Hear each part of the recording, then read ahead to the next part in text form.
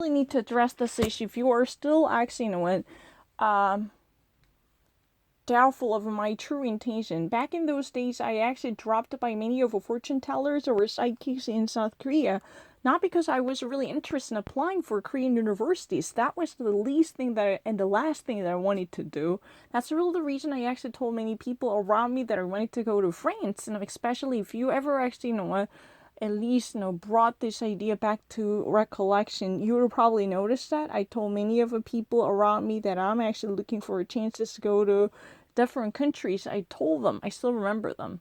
I had zero interest in going to or attend the Korean universities like Women's College or most of the schools, but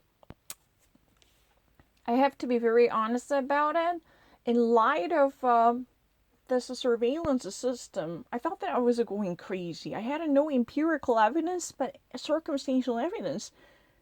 That means, my gut feeling truly told me that somebody was watching me, but I could never actually, substantiate or materialize this type of suspicions. So I had to actually, think about how I can actually, make this, suspicions much more cemented, or at least gain a much more concrete form in its own way. That was really the notion. I wanted to find a much, helpful indications that could stifle my doubts, constantly boiling in my mind, just like a Mercury rising. I have never faked this idea. That was really truth. I mean, because many of fortune tellers truly lied to me that I would have a greater chances to actually get admitted to some of the Korean schools. But although, I mean, tell the truth, this would be not true if I ever actually mentioned this one. But the thing is, I'm not faking any of this situation. I was enormously, depressed to realize that I had no chance of going back to the United States, although I really wanted to. And I was actually definitely searching for chances to go abroad. That was never been off the list. But the problem is, this type of, stalking system was constantly going on. I mean, that was really a depressive, tell the truth. Under these circumstances, then I would never obtain any opportunity to go overseas. That was very much, troublesome. So I really wanted to know if I can ever actually, bring this idea to reality. That means if I ever, no, don't actually make that sound, please. We should not actually make this kind of noise. My neighbor is very annoying to me because they've been constantly grating on my nerves and making enormous noises. That's really ridiculously bothersome and annoying. But I just really wanted to at least gather a proof that could truly substantiate or corroborate my doubts. Even though that seems really like raw feelings. At that time, I really thought that I was losing my mind. I was not actually getting in touch with the reality. Ever since I was harassed by those people in New York, I really thought that I was truly in need of getting in touch with the reality. I thought that I need a little reality check. If I ever actually drop by these type of fortune tellers or Chinese astrologists or whatever type of psychics or mediums, then those people around me, represented by Igonu, or those people, they actually mocked me, or at least they actually made all sorts of contemptful comments on me. Those are very helpful indications that they were informed of my situation. That means somebody was telling them what I was up to or what I was doing. That was, exactly the thing that I was looking for at the time. My problem is, if you cannot actually make that distinction. I mean, if you do not possess that kind of discerning power to make that differentiation, then how could you even actually dare to claim that you can actually read my mind? How could you even actually claim that your mind reading system is so flawless and infallible to go deeper in my mind? Or at least, I obtain such an in-depth analysis of my consciousness. That's a trouble to me. I mean, it's really mind-boggling to me because I was, actively searching for fortune tellers. This is not really the lie, because I've been sticking to this opinion for more than years. And I had a zero interest in actually getting admitted to, colleges like the EY University or, Seoul National University. Those are not at all my interest at all. My raw feeling was already voiced when I actually told this lady, Jessica, or what's that? The lady who later actually became a registered nurse, to actually, have her luggage packed up as she was preparing for her immigration. I thought that, it would be really nice if I ever actually, had a chance to go abroad once more. And I was never letting go of whatever things I was doing in the United States. I was constantly, consuming, TV programs or primetime shows that were from the United States. I was constantly subscribing to magazines published by the major, publishers or magazine houses in America.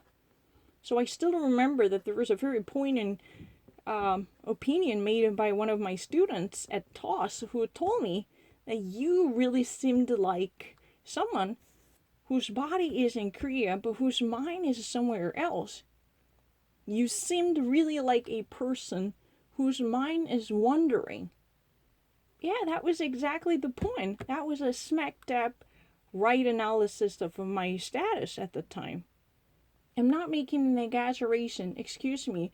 Of course, I was enormously under pressure. My mom definitely wanted me to actually get into Korean college at all costs. And that was really the promise that I made. I had to.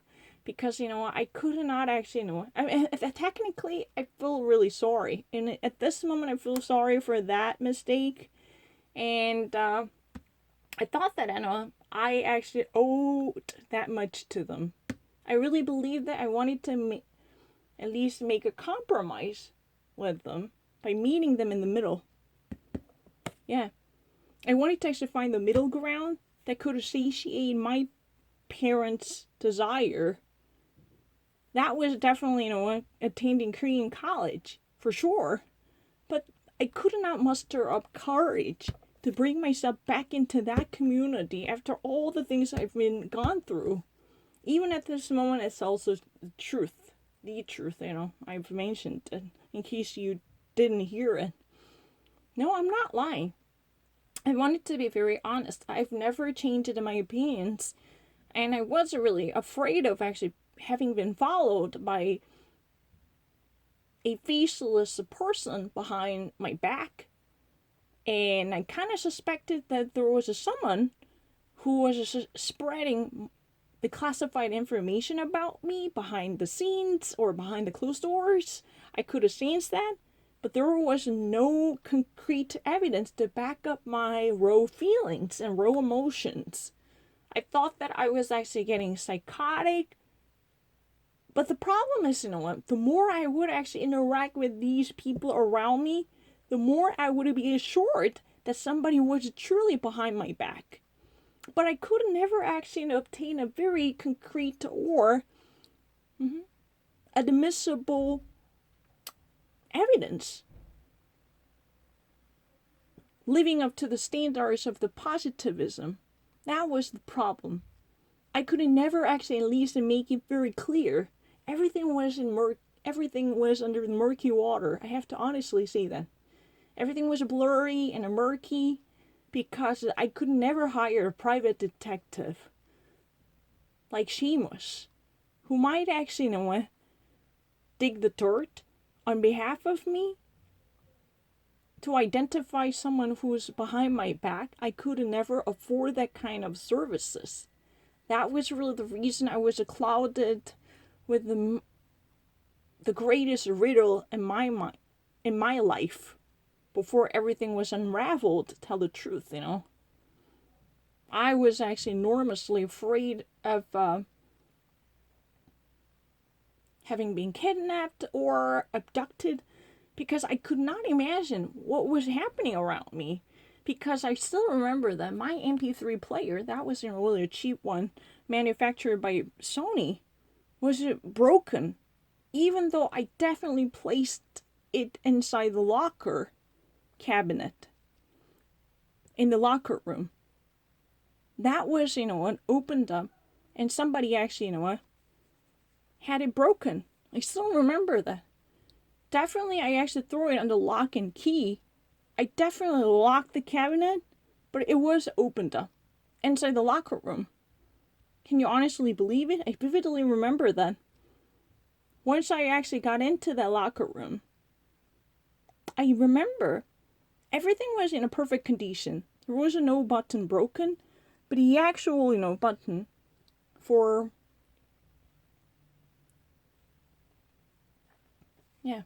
modulation of the volume, technically a volume button, was completely taken out. I still remember that. It was really devastating. I could not actually remember where I should actually start. Definitely, I should have actually, come clean about the situation by revealing everything around me. But it was really weird.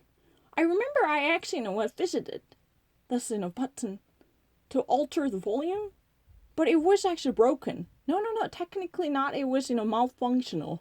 The entirety of the volume button was taken out as if somebody used a crowbar type of a tool to take it out from the gadget. You imagine what I mean. That radish, cheap, a $25 MP3 player was all of a sudden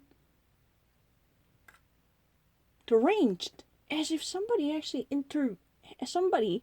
intervened with my circumstances with a criminal intent.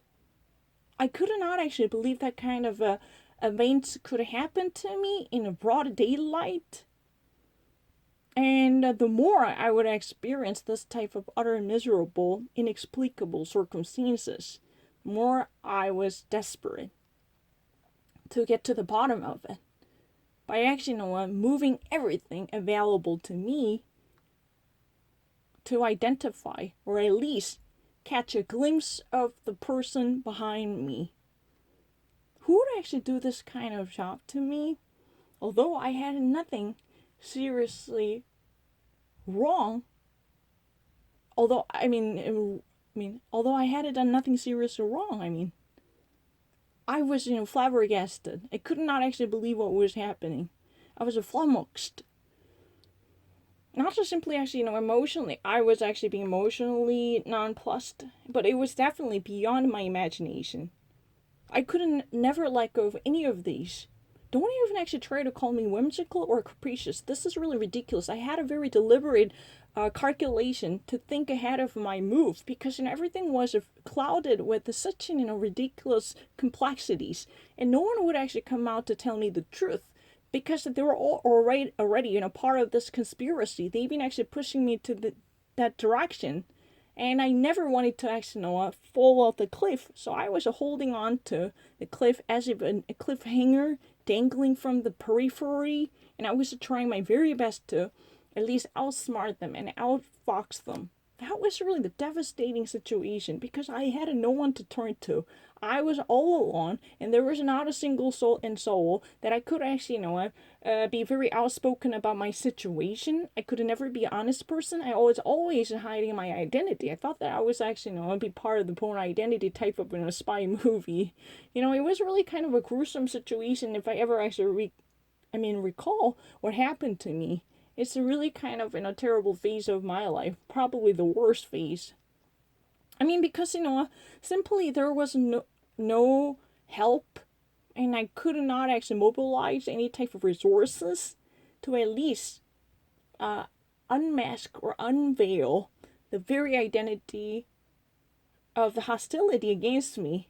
But I actually perceived this harm as the clear and imminent danger approaching, and I thought that I was in need of taking serious action or measures to remove or obliterate it. Otherwise, I could be undermined. My emotional composure, or the serenity, or even actually psychological health would be greatly undermined. Definitely, no need to even actually talk about the existential threat. It was already actually greatly menaced by this type of invisible person behind my back. I'm not lying. I wanted to actually hear this in a raw testimony. It was totally unscripted. I'm not actually reading this from teleprompter, and I just actually thought that by watching this, a segment from Korean TV program called 나 혼자 산다. This is a really kind of reality show. Keeping up with celebrity lifestyles. It's really similar to Keeping Up with the Kardashians. In case you actually wonder, it's really having their life under the radar, trying to actually get to terms with the celebrity life. Yeah, the high profile lifestyle and the glitz and glamour of Hollywood, that kind of notion was the theme of this program that I just mentioned. But you know what? I'm not lying. I actually went at some point, for all the purposes and intents that I actually had ahead of time, I actually visited these places intentionally and purposefully. I never actually went betrayed. I never had betrayed my purposes. I had a clear intention because I was definitely desperate to put a finger on the very person who's been bullying me or who's been attacking me, because I could not tolerate that anymore. I had a zero interest in, even at the time, you know it all too well. My mind was, wandering and roaming around to at least, distance myself from this society desperately, because I was physically and emotionally and psychologically detached from it. And I actually had a very terrible relationship with the people around me. And I actually, because of the very pre-existing conditions, I could not trust any single soul and soul. Nothing was available. I cannot reach out to any of these folks. I cannot tap into any of these people that I meet or that I actually regularly or occasionally interact with, or that I might actually commune with. Those kind of options were definitely off the table. Those are not the cards that were available to me on the table. I have to be very honest about it. They actually completely manipulate the history of mine. But one thing I just really wanted to clarify is, number one, it's really the two things that I really wanted to clarify. Number one, I never even actually wanted to attend any of the Korean colleges at the point. That was very clear. Even though my mom was twisting my arm and she was very desperate to put the screws on me, saying that, hey, you said you're going to at least take this test. What are you going to do? Quote and unquote. She actually repetitively repeated and reiterated the statement quite often. If you ever actually, wired and bugged my phone conversation with her, right? If you eavesdropped on my conversation with her, you would have probably noticed that she repeated that sentence pretty often. Quote and unquote, when are you going to take the test? That test means TOEFL. The TOEFL is really a necessary prerequisite for the admission. And I was wondering, I have no interest in bringing myself back to that place to pick up where I left. Excuse me, I don't want to do that. I was always thinking in that way, quote and unquote. That was, I don't want to do that. I don't want to do that. That was a very recurring theme on my mind. I was able to remind myself of it. Yeah, that was very gloomy. I'm not lying. I'm more than happy to put myself under a polygraph or whatever type of lie detector, because there could have been a polygraph, analyst, psychoanalyst, who might actually conduct a thorough analysis of my personality. I'm more than happy to pick up an invitation, because this is really kind of bothersome. They've been actually constantly trying to at least rig the system or manipulate the history of mine, or at least deranged the status of my mind at the time. But one thing I really, really aspired to mention at this moment was that I was not at all intrigued to be part of this society. Although I had a great respect for this, flourishing prosperity in Korean especially in 2012, I noticed that, the capital of Korea was indeed thriving as if the hub of Asian communities, right? And that type of Gilded Age was very prevalent. Yeah, it was really a prevailing theme that could be often observed by many foreigners. Starting from 2012 up until the 2015, people actually noticed that, this economy was doing really okay. But I was never been actually, lured or enticed to change my mind in the middle of the course. No, I never had that kind of idea. I believe so. But I just really don't want you to actually disparage my reputation as a whimsical lady who's been, very much prickly and capricious about one's choice. That's not true. I'm not really the person who's been faltering from one's own article of a faith. That's not really the choice that I made. I'm very conscious of the option that I've been actually sticking to. And I was really true to my heart. And I wanted to actually quote Steve Jobs once more. Yeah, stay foolish. And true to your heart. Right? You have to be very honest about what you want to do. Even if that takes in such a horrendous hardship and adversity. As long as, this is my own opinion. I mean, I really actually was holding on to that kind of a deranged idea, however you call it, but that was the credo and the dogma that keeps me going. And I had no idea about this kind of notion that I was really fickle. I was actually constantly pushed back and forth by other people's opinion. My unwavering determination definitely survived the test of time. What do you mean by that? I mean, if you ever actually say that I'm such a person who's been constantly changing one's mind or altering one's opinions like a flip-flopper, excuse me, I never did a 180. I definitely wanted to have my choice implemented with no ambiguity. This is an unequivocal choice that I actually opted for with absolute certainty and assurance. I can ascertain that much. Please do not actually call me a person with no backbone. My spinal cord is well installed to at least have a definitive character as a distinguished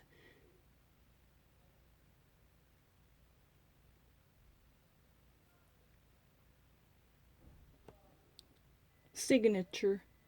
It's an insignia and the crest of my character. Technically, in these days, people actually call it the great, right? The great is the power of resilience that could actually help you to survive and to navigate through this, lackadaisical, chaotic world. Whatever you call it, I was that kind of person, very stubborn and hidebound, but not a person failing to make up my mind. And I just really thought that I need to set the record straight by ironing out these kinks. Because they're not right. Something's really not right. I mean, these type of urban rumors or urban legends should go. They've got to go. Because they're not right. It's not really my side of the story. But if you really have, both sides of the story heard, you would have noticed that. I was constantly delaying and postponing, saying, Mom, I would like to do it later. Why am I actually, doing this kind of delay? Why would you actually think that I had done that kind of thing? You think that I got chickened? I got cold feet because I was afraid of not getting the good grade. No, in those days, I was constantly latching on to some of the things that I had done in America. I never actually took a distance from, what I used to do in the United States. There wasn't no chasm. Constantly reading, certain stuffs that I actually had done in America.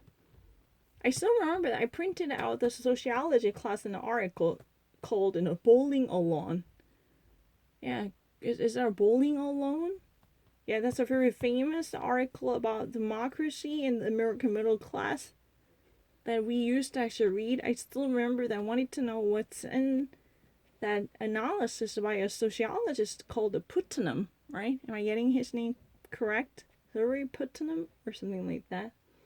I still remember I had this copy printed out at my formal workplace called the Toast.